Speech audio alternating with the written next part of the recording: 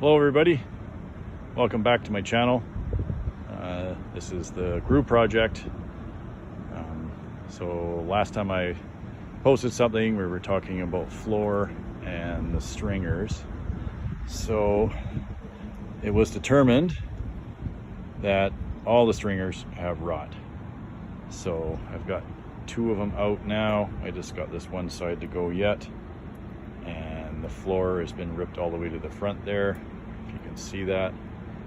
And so that's how far I've gotten. I was hoping these side stringers weren't rotten, but they're just too punky, and like I said, I do not want to do this again.